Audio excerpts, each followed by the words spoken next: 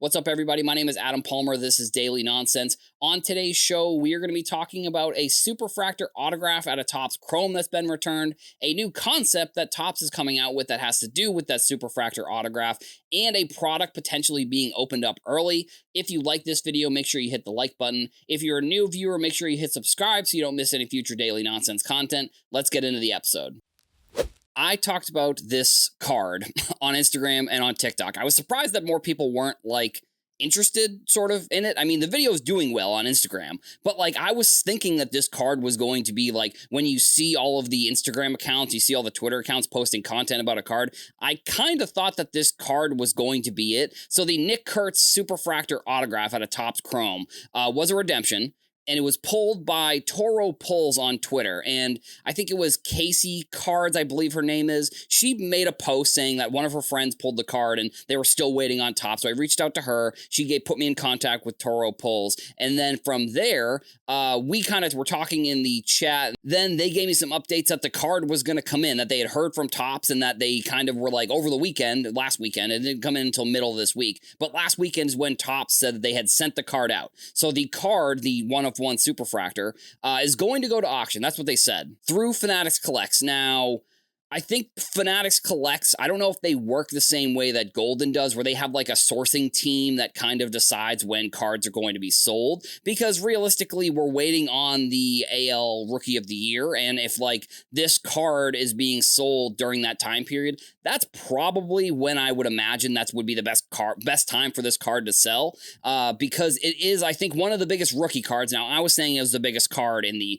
Instagram post in the video, and a lot of people were pointing out other good cards, and I agree. I think this is definitely a top 5 card. Maybe you could argue some of the other cards. I think it's probably one of the biggest, just based on the fact that what Nick Kurtz did during the season, and then when Topps Chrome came out, and then he has that 4 home run game with the 19 bases, all of these things. So rookie card, yes. Biggest card of the year, I could see how you could argue that, but rookie card, it definitely is. So we are going to see this card sell. Hopefully it sells around the time that the Rookie of the Year is announced. That is probably when you're going to see the most eyeballs on a card like this. If Nick Kurtz is announced to be Rookie of the Year, and then you can go and buy his best card, that would make a lot of sense. And the other topic here that we're honestly going to talk about, that Nick Kurtz auto actually kind of ties into a new announcement, is that Topps announced they're doing sort of a new program where if you own the one-of-one Superfractor Bowman, the one-of-one Superfractor from Topps Chrome, all the autographs, and then the debut card, and you can prove it. I don't know, there's a system how you prove it. I'm not exactly 100% sure how you do it. I'm sure it's probably some sort of,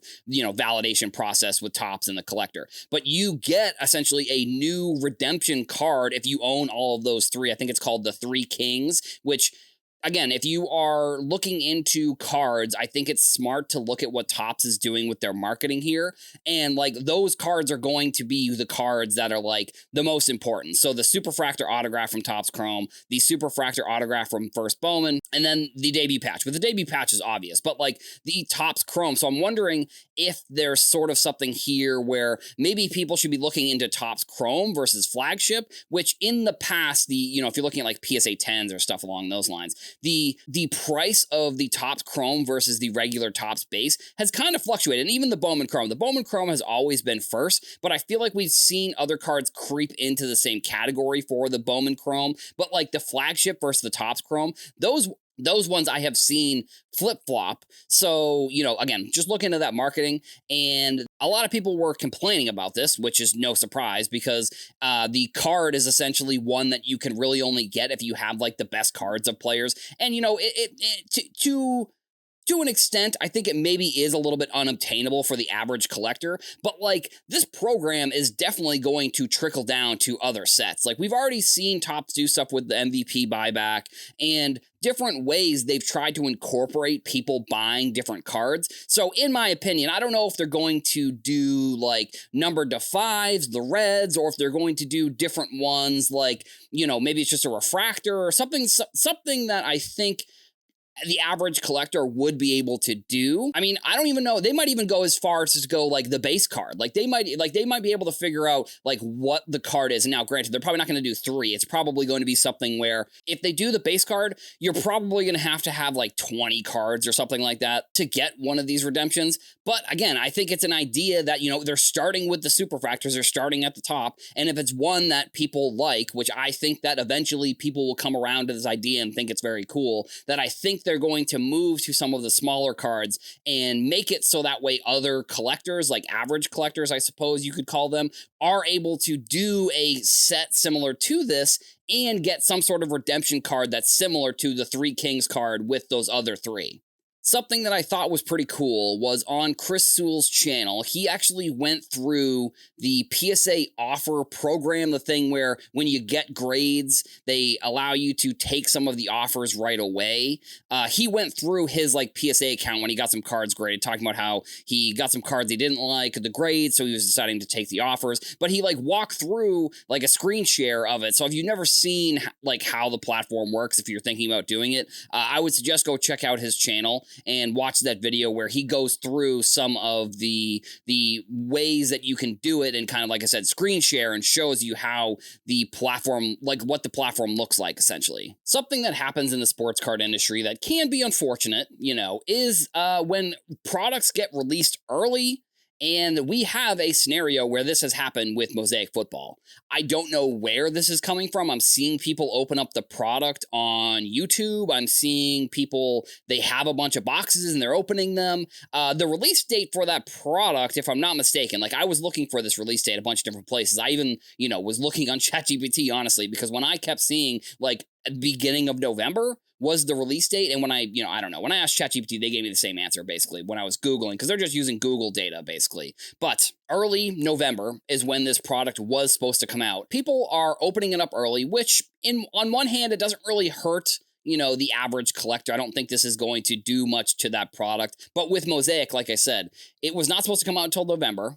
But now people are opening it. So like if you want to buy any Mosaic cards, there are a ton of them online right now, which again, granted, do not be the first person to buy one of these Mosaic cards. Like usually the price, actually not even usually, almost 100% of the time, the card that comes out first is going to be the most expensive, and the card that sells first is going to be probably way higher than what you would spend if you just waited like a week or two, or even like, you know, in this scenario, unfortunately, we're like a month ahead of schedule here, and I don't know if this was something where Panini just decided they want to come out with the product early. Usually Panini is pretty good at promoting when products are coming out. So I haven't seen any tweets or anything promoting this product, so I don't really know exactly the problem or what's going on here. But like Mosaic, for example, is going to be a product that there is going to be so much of it. And I also think for myself too, when I give this advice, I've realized that there are a ton of card collectors who are just not on social media at all,